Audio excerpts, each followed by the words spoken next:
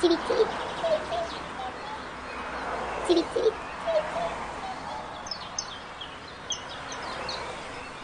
Zivit, zivit. Ach so ein Lärm. Man versteht ja das eigene Zwitschern nicht.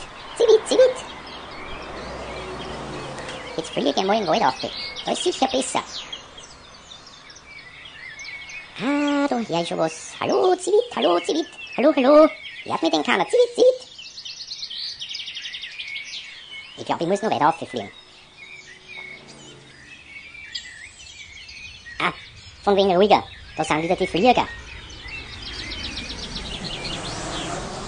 Ich pfeife mir da die Säue aus dem Leib und keiner hört mich. Hallo, hallo, Zivit, hallo Vögeln. Ich hab gern Vögeln. Hallo, hallo.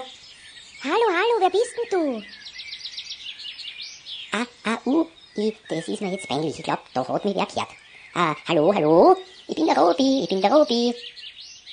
Haha, der Robbie Williams vielleicht. Wenn du der Robbie Williams bist, dann bin ich der Elvis Presley. Na, ich bin ja der Robi. Robi, Hasi. Sag's einmal Start. Ich glaub, da ist wohl eine Katz. Ja, die chillige Katz schleicht schon seit 2 Tagen da umeinander. Na wui, ist das nicht die Bieres, die was so schön singt? Hallo Sandra. Ich bin die Billy. Die Billie Holiday? Schön was. Willst du vielleicht mit mir?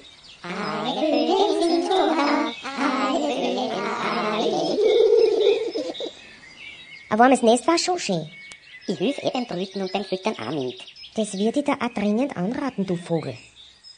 Na also, was ist jetzt mit uns zwei? Hast du schon angefangen? Soll ich schon? Na, nicht das. Ich mein mein Nest bauen. Ach so, na du bist mir ja ein Liebspatzel. Na ja, erst die Arbeit, dann das Vergnügen. Zivit. Ich wünsche dir noch einen schönen Tag, alle miteinander. Ich glaube, ich fliege wieder ein bisschen zur Straße runter. Zivit.